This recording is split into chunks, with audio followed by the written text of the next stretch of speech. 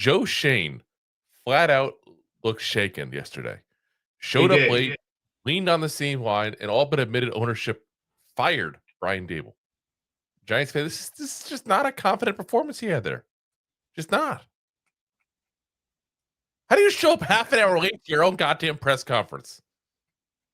Apparently, he wasn't the only one that was late, from what I heard. Like, what were they hanging out with Abdul Carter? I guess so. Take a note from his book. I think Joe Schoen should not be allowed in the first 2 drives when we get into the bye week.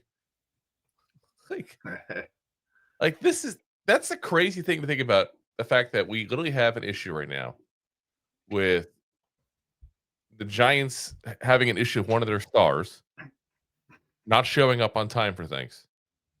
They're finding him apparently early in the year. They said, now twice now you've had a I don't want to say suspend, but it's kind of like a partial suspend, I guess. You're delaying his appearance in the game because of it. I'll put it that way. Yeah. And your own goddamn GM came and still up to his press conference on time. You have the media sitting there half an hour. And let's be honest, guys, there's certain people in this media that were like foaming at the mouth for this press conference because Joe Schoen does not allow himself to talk to the media very often. Does not. No, but purposely. Bye week, you got to do it. That's the Giant way. You got to do it. And like Pat Leonard was like celebrating the night before, like you wouldn't believe, probably anticipation and kind of like a journalistic tailgating for this event. Right there with Jordan Ronan and all those guys. So there's not a lot of people. Let's be honest, there's not a lot of media guys that have some balls to ask the tough questions with the Giants. There's not a lot at all. But there's a couple that did, and woohoo, they showed up. They showed up. Jordan showed up. Yeah, they definitely showed up at the event. I mean, like I said, he looked flat out shaken and kept saying, "I understand the question." Like, oh, well, we're so glad you have a understanding of the English language. Thank you. We're unsure if you were aware of this, Joe Schoen. Like, what the hell is that? It was brutal. It was brutal to watch. Yeah, I almost felt bad for him for a certain degree, which is weird because you know how much I dislike Joe Schoen. So the fact that I felt bad for him, that's how you know how bad it is. Like at this point, if you're the Giants, and you're not gonna go ahead and keep him past this year. Just let him go. Don't drag this out. Just let him go. And I don't know what their plan is. I don't pretend to know what their plan is. Like it's bad. And he knows it's bad. And you could tell he didn't even seem confident he's going to be around next year because of how bad this has gotten. There was a lot of statements like was saying in that like category. It's like, well, it's up to the ownership about next year's staff. Yeah. Or the personnel is what he said. So like right there. Well, also the fact he sees the writing on the wall. He said the owners were the one who made the decision on Daboll, which we'd heard already that wasn't breaking news. But he flat out said it. How bad of a look is that for the GM to have to say the owners decided to let him go? Yeah. So you didn't decide that. The owners did. Like you're admitting basically that they're making calls over you. Oh, I mean, at the end of the day, the owner of the teams would have the final say of this team, but the job of the owner is to give that precedence to the general manager. Yeah. That's to the guy that's going to be makes those calls, not the owner. And it seems like the ownership didn't trust him to make the call. Or he didn't agree with it and they overrode him. Which just shows you black confidence they have in Shane. Like that they just decided for him. Like, no, we're not going to continue doing this. This is crazy. This is insanity. We got to make decisions. So apparently Joe Schoen didn't think that decision needed to be done, which just tells you right there enough you need to know about Joe Schoen. It's got to go. Got to go. Got to go. Like I said, he's not the main problem. I think we got rid of the main problems. But there's still an issue. I mean, it's quite obvious by looking at this team that there's a lack of leadership.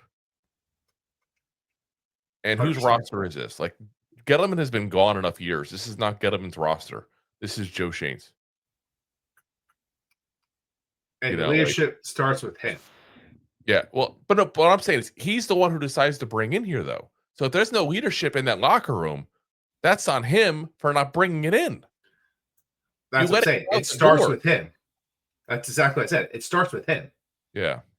He decides personnel of who's going to go onto this roster. He decides the personnel of who's going to coach that roster. Leadership starts with him.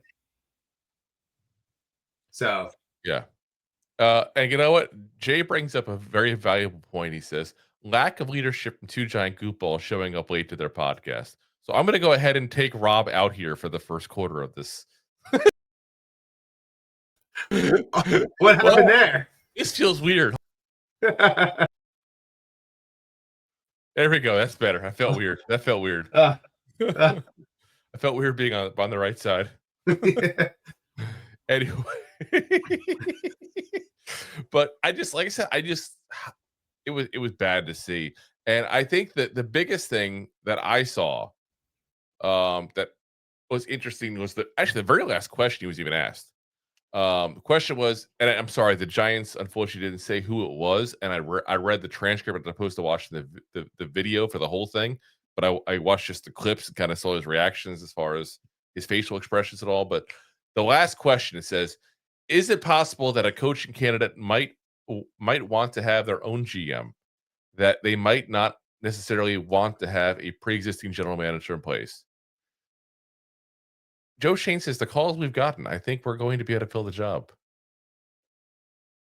Yeah. Yeah. We didn't ask you that. The media needs to go back at him. Like, that's not what we asked. Like, I mean, it's quite obvious. Yeah, you're going to find a candidate for the job.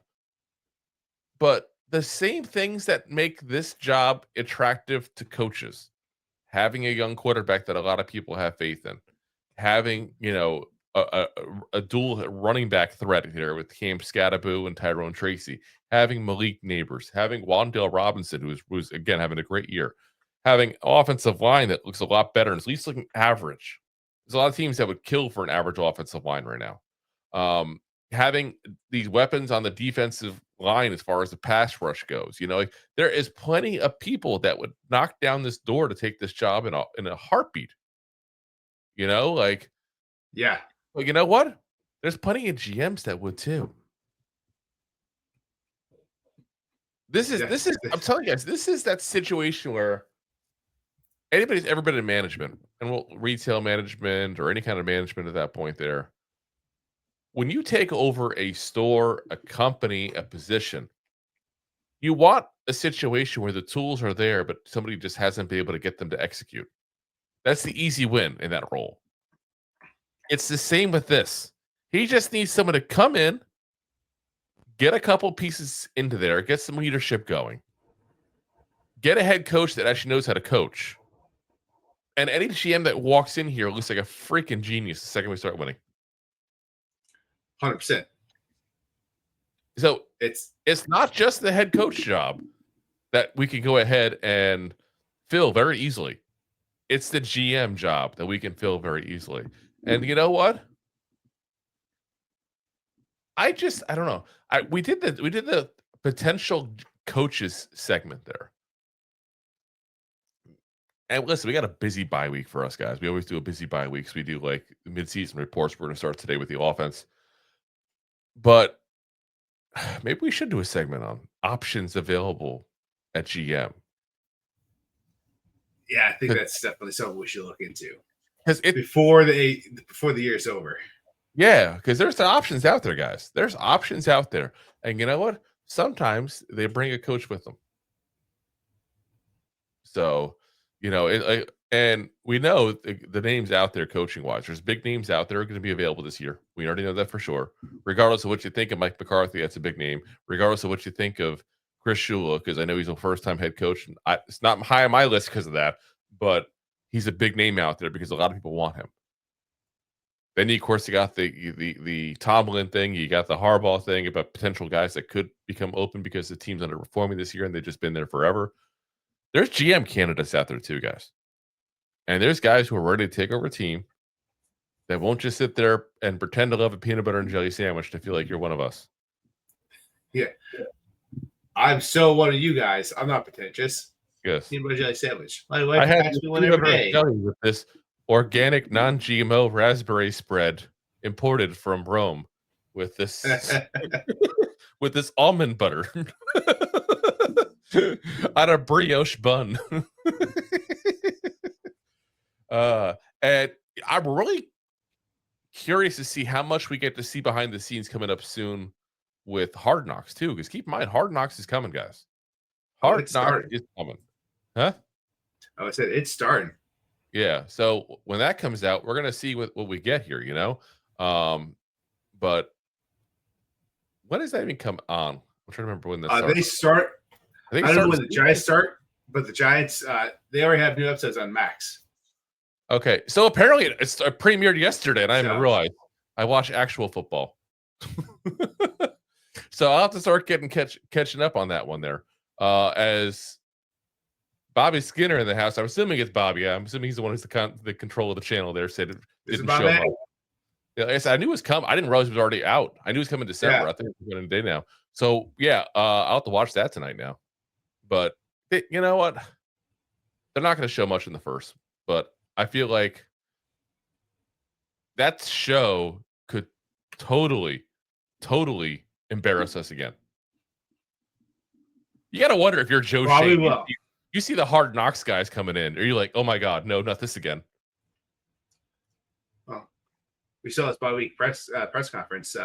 Maybe he knows what's coming. I think it'd be kind of funny if Barkley just called them randomly during the show. What do you think?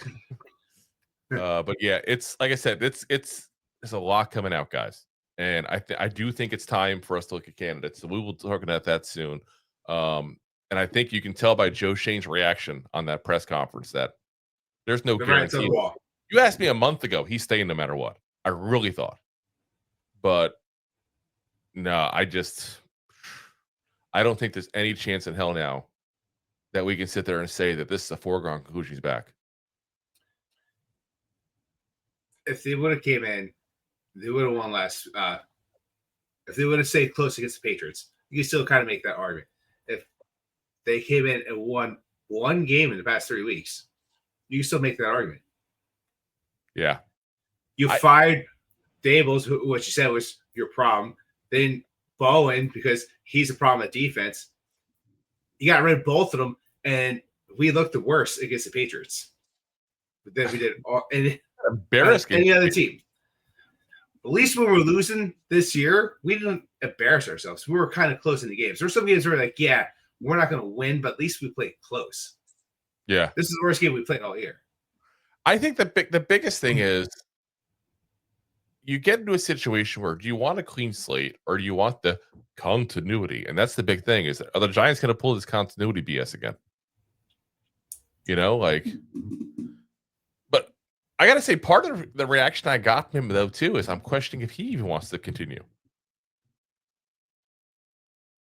Like, he looked frustrated. He looked upset. And is that him frustrated, upset things aren't going well? Or is he just like, I'm just, you don't always hear everything. Let's be very frank on that. We talk about issues that within the organization that go beyond the coach and GM.